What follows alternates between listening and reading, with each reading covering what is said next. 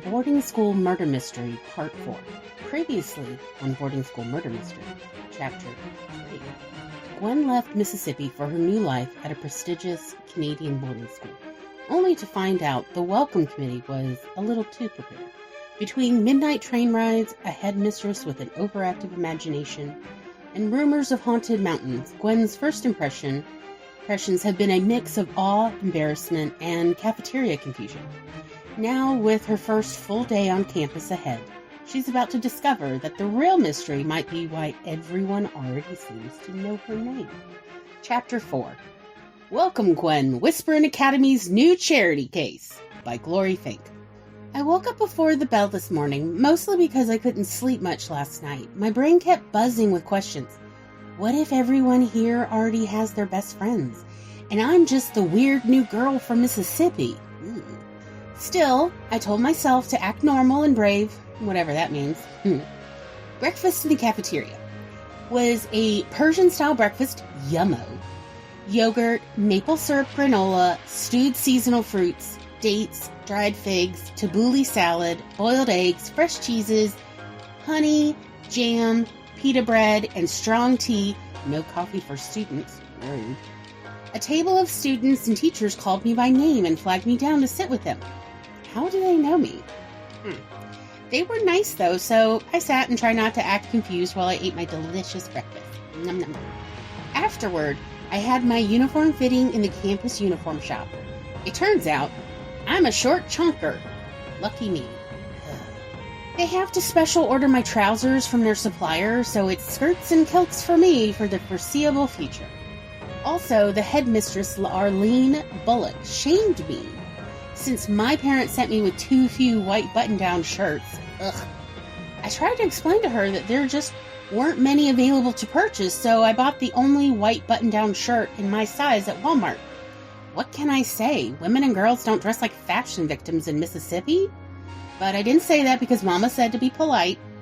The seamstress says she'll take me shopping for shirts in Victoria when we go to pick up my special order trousers. I'm very curious whether we're going to find any in my size here. My mom faxed the headmistress's office to ask for me to call Mama back on her office's 800 number. So then I had to call my mom in Headmistress Bullock's office under her watchful, snooping eyes. Awkward much? Lunch? California healthy. Ugh. There were alfalfa sprouts in my whole wheat pita. It was like eating hair. No good food as far as the eye could see. I finally met my roommates. They aren't mean girls, but they are rather cliquish. Everyone's in a clique here. It's weird. They did promise to take me to the nearby diner after class today so I can get something decent to eat. The headmistress gave me a tour of the entire campus, including my dorm room. It was odd. She demonstrated how to flush the toilets and warned me about touching light bulbs.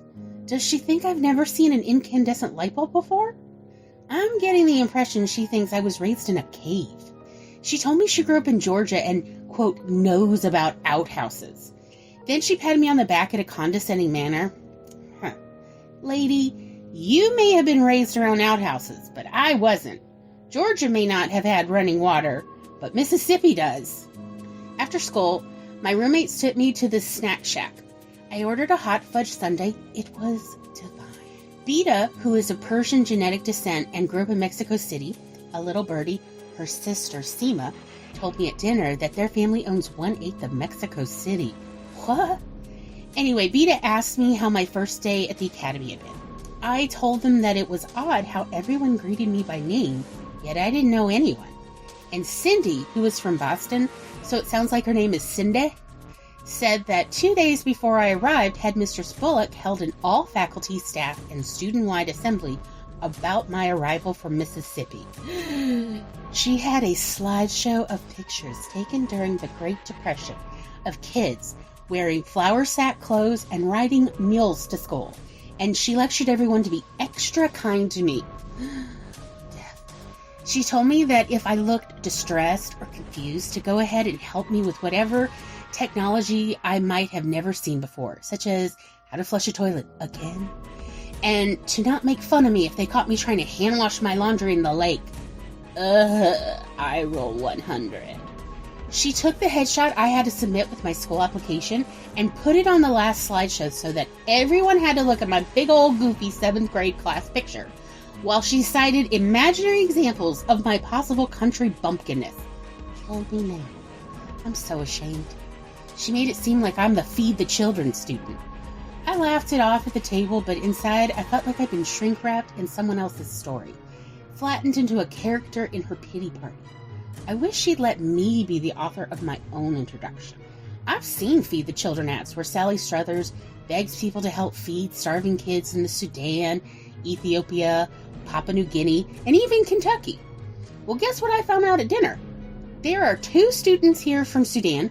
It's rumored the girls are low-key princesses. There are 4 kids from Ethiopia, 6 kids from Papua New Guinea. There's even a kid of a rock star who was born and raised in Kentucky here. And there are 4 kids from Nashville, Tennessee, who are children of various country and folk music stars. Did anyone else get a slideshow to illustrate how they come from poor and backwoods locations? No! Just me. I'm so tempted to hike up the local mountain and just try to live off the land like Sam did in my side of the mountain. I'll keep you posted on that plan, diary. Anyway, it was a nice dinner with Seema and her friends. Seema's in 7th grade, as are most of her friends. They are less stuck up than the few 9th graders I've met so far. Dinner was roasted chicken, baked potatoes, a green salad, and for dessert, apple crisp, but no ice cream to top it though. A few hours later, our dorm parents, Dr. and Mrs. Klink, had a get-together in the girls' dorm common room and served popcorn and pretzels, and there was a sing-along, which I actually enjoyed. It's lights out at 10:30 p.m. here, and I tried to fall asleep until after 11:30 p.m. when I gave up and went into the dorm bathroom to sit in a dry bathtub and write to you to finish winding down. I thought the school would be like college where I'd be able to have more decisions about how I spend my time.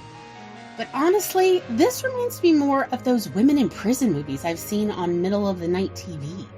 Tomorrow's my first proper day of school, so I hope it goes well, or at least less traumatic than today. Ever hopeful, Gwen. Good night. Coming soon in Chapter 5. Tomorrow promises more awkward glances, whispered rumors, and subtle sabotage from the faculty, who clearly did not get the memo about being nice to new students. Gwen might just discover unexpected allies in the most unusual places, the helpful handyman Rain, and the quiet and kind Mrs. Ruhia Hamadi. Will Gwen survive another day without losing her lunch or her dignity? Stay tuned. Thanks for tagging along with Gwen in Chapter 4. From Persian breakfast that almost made Gwen forget her woes, to a slideshow that officially labeled her a charity case extraordinaire. Gwen's first day at Whisperen Academy had all the thrills, chills, and humiliation a new student could expect. The misadventures keep piling up, and yes, the mystery is only getting juicier. Follow Gwen and Sadie Cohen Bounty Hunter, because why choose one adventure when you can have both? Wherever you get your podcasts, Spotify, Apple, YouTube, and beyond.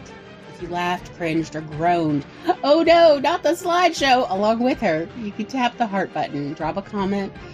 She promises to overthink it for weeks. Toss a coin or two in the snack fund. No haunted fairies required. On Ko-fi, Venmo, and Cash App. Every bit of encouragement keeps indie storytelling afloat, alive, and possibly avoiding being highlighted by a headmistress's PowerPoint slides. Hop aboard for future chapters at Glorious Magazine, gloryfink.substack.com, and stay connected with the Coffee Bunny Crafters Cafe. Subscribe for cozy chaos, creative magic, and behind-the-scenes updates at coffeebunny.substack.com. You can also find me, Glory Fink, on social media at Blue Sky, Instagram, YouTube, Twitch, Facebook, and TikTok. Thanks for listening. Goodbye.